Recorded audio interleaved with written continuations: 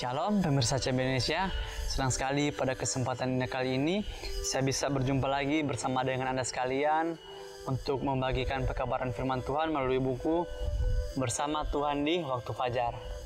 Buku ini dituliskan oleh Nyonya Ellen G. White, dan melalui buku ini kita akan diajar agar bagaimana dalam kehidupan kita itu harus selalu berhubungan dengan Tuhan.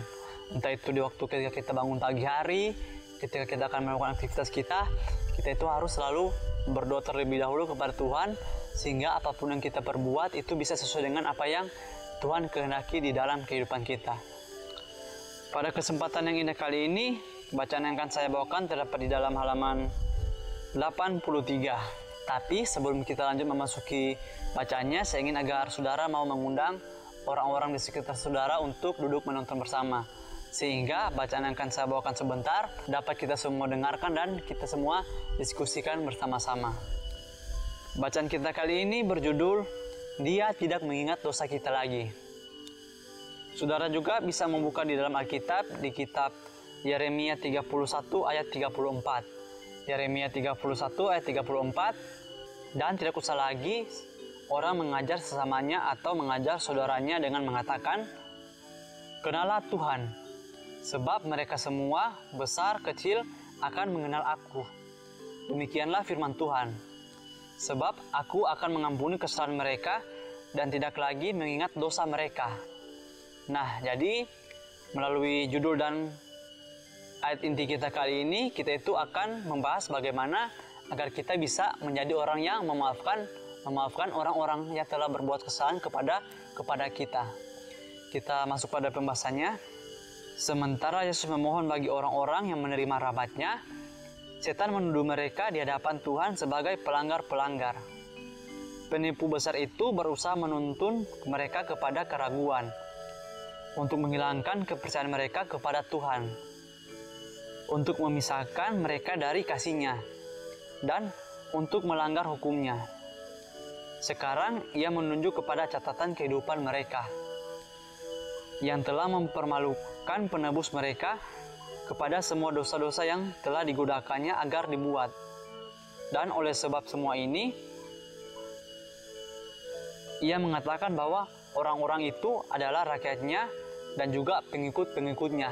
Nah, jadi di awal pembahasan kita kali ini, kita itu diingatkan kembali bahwa Yesus itu, dia itu memiliki kasih yang begitu besar, sehingga ia ingin agar kita semua itu, saya dan juga saudara itu, bisa menjadi orang-orang yang selamat dan terbebas dari dosa. Tetapi sebaliknya, setan itu juga dia tidak akan tinggal diam. Dia akan berusaha untuk membuat kita agar kita itu jatuh dan jauh daripada Yesus. Dia itu akan menggunakan berbagai macam cara untuk membuat agar kita itu menjadi manusia-manusia yang berdosa. Dan juga salah satu caranya seperti yang dituliskan di sini bahwa penipu besar itu, yaitu setan, ia akan menggunakan kehidupan kita yang dulu. Mungkin kehidupan kita yang dulu, kita itu memiliki berbagai macam tindakan atau sesuatu yang kita buat yang bertentangan dengan kehendak Tuhan, sehingga kita melakukan dosa pada kehidupan kita yang sebelumnya, atau mungkin saja pada waktu yang tahun lalu, bulan lalu, minggu lalu, atau bahkan pun kemarin kita telah melakukan berbagai macam kesalahan di dalam kehidupan kita. Tetapi apabila kita mau dan sungguh-sungguh untuk berserah dan mau untuk memperbaiki kehidupan kita, maka Yesus itu akan mengampuni kita. Tetapi setan juga dia akan berusaha agar kita mengingat dosa-dosa yang pernah kita perbuat, sehingga lama-kelamaan kita itu akan berpikir bahwa saya telah melakukan berbagai macam kesalahan di kehidupan saya yang sebelumnya, kehidupan yang kemarin, sehingga saya itu tidak pantas untuk datang kepada Yesus. Dan juga melalui hal tersebut, lama-kelamaan kita itu akan merasa bahwa kita ini memang manusia yang berdosa. Tetapi Tuhan ingin agar kita mau untuk melupakan kesalahan-kesalahan kita, dan kita itu harus memperbaiki kehidupan kita sehingga kita bisa menjadi manusia yang lebih baik setiap harinya. Yesus tidak memaafkan dosa-dosa mereka, tetapi menunjukkan penyesalan mereka atas dosa mereka itu dan iman mereka. Dan dalam memohon pengampunan bagi mereka, ia mengangkat tangannya yang telah terbuka di hadapan Bapa dan malaikat-malaikat suci sambil berkata, Aku mengenal nama-nama mereka. Aku telah mengukir mereka di telapak tanganku. Sungguh indah sekali ya saudaraku sekalian, di mana di sini dikatakan bahwa Yesus tidak memaafkan dosa-dosa mereka, tetapi menunjukkan penyesalan mereka atas dosa mereka itu dan iman mereka. Di mana ketika kita berbuat suatu kesalahan, mungkin saja kita itu akan merasa menyesal telah melakukan hal tersebut. Dan itu terjadi bukan begitu saja, melainkan itu semua terjadi karena Yesus mengirimkan Roh Kudus di dalam kehidupan kita. Di mana ketika kita melakukan suatu kesalahan dan kita merasa menyesal, itu merupakan suatu pertumbuhan iman, di mana kita mau untuk memperbaiki kehidupan kita, sehingga Yesus akan meminta ampun kepada Bapa yang di surga, sehingga kita itu bisa menjadi pribadi yang lebih baik setiap harinya. Dan juga apabila kita melakukan kesalahan, Yesus itu akan datang kepada Bapa dan berkata, aku mengenal nama-nama mereka. Aku telah mengukir mereka di telapak tanganku. Bagaimana? Karena kasihnya itu, Yesus mau untuk agar kita semua itu bisa untuk diselamatkan. Sehingga jika kita ingin memperbaiki kehidupan kita, maka Yesus sendiri akan mengatakan kepada Bapa di surga bahwa Ia mengenal kita semua. Jadi, apabila saya ataupun saudara berbuat suatu kesalahan dan ingin untuk bertobat untuk memperbaiki kehidupan kita, maka melalui bacaan ini, di sini terdapat sebuah janji di mana kita itu akan diselamatkan. Pekerjaan pengadilan pemeriksaan dan penghapusan dosa akan dilaksanakan sebelum kedatangan Tuhan yang kedua kali. Oleh karena orang-orang yang sudah mati akan diadili berdasarkan apa yang tertulis dalam kitab-kitab, maka tidaklah mungkin dosa-dosa manusia dihapuskan sebelum selesai pengadilan di mana kasus mereka diperiksa.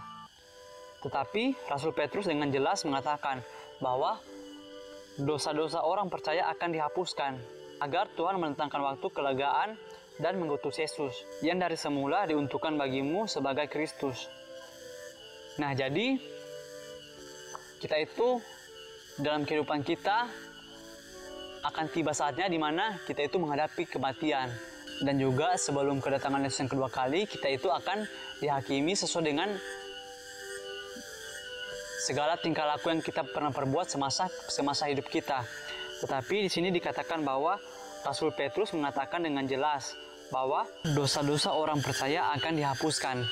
Nah, itu benar sekali. Apabila kita mau untuk memperbaiki kehidupan kita setiap harinya, maka meskipun kita akan menghadapi kematian, dan apabila tiba masa pengadilan itu, masa pemeriksaan, tentu dosa-dosa yang kita lakukan di dalam kehidupan kita, itu semua itu akan dihapuskan. Mengapa? Karena kita itu mau untuk memperbaiki kehidupan kita. Jadi kita itu tidak perlu lagi ragu apabila kita melakukan kesalahan di masa-masa yang lalu kita.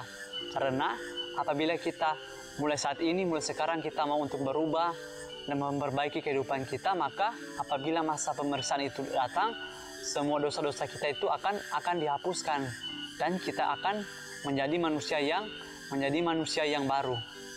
Bila mana pengadilan pemeriksaan selesai, maka Kristus pun akan datang dan upahnya ada bersama-sama dengan Dia yang akan diberikan kepada setiap orang sesuai dengan perbuatannya.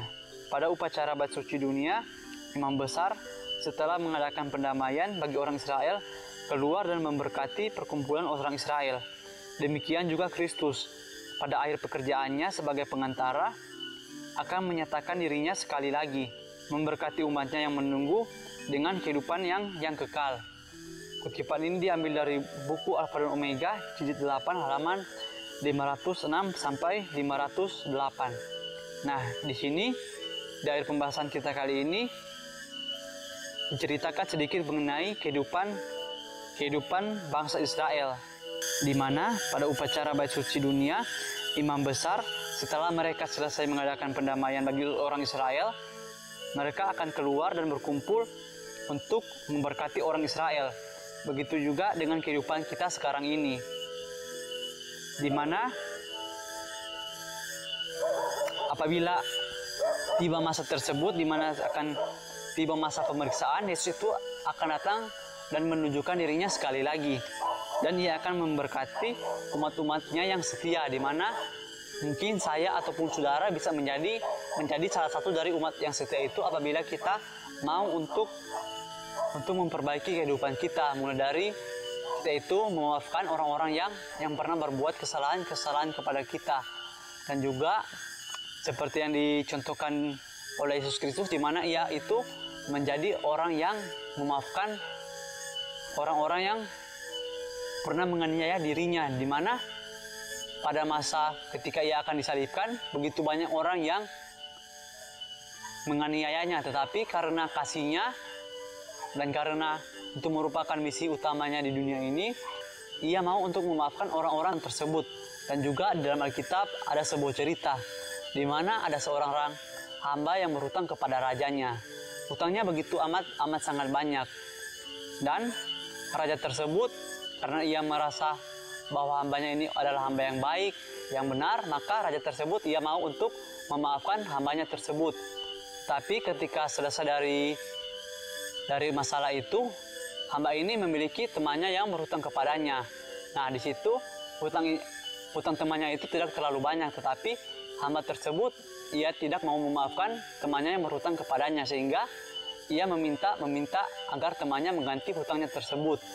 Dan kemudian raja melihat perbuatan hambanya itu, di mana ia mau untuk mengampuni hambanya, tetapi hamba tersebut tidak mau untuk mengampuni temannya, sehingga raja memutuskan untuk menghukum hambanya tersebut.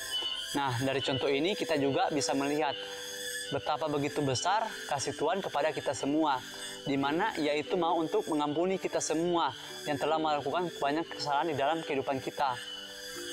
Dan kita juga itu harus memaafkan orang-orang atau mungkin saudara kita, sahabat kita yang pernah berbuat kesalahan kepada kita.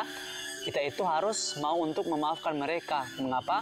Karena Bapa saja yang di surga, Ia itu mau untuk memaafkan kita yang begitu banyak dosa-dosa yang telah kita perbuat. Maka kita juga itu harus mau mengampuni atau memaafkan orang-orang yang berbuat kesalahan kepada kita. Mungkin ini saja bacaan atau renungan yang bisa saya sampaikan kali ini. Kiranya melalui bacaan kita kali ini, kita bisa menjadi orang-orang yang mau untuk memaafkan orang-orang yang pernah berbuat salah di dalam kehidupan kita. Sampai bertemu lagi di pembahasan berikutnya. Saya bawa dalam nama Tuhan Yesus. Terima kasih. Amin. Tuhan Yesus memberkati.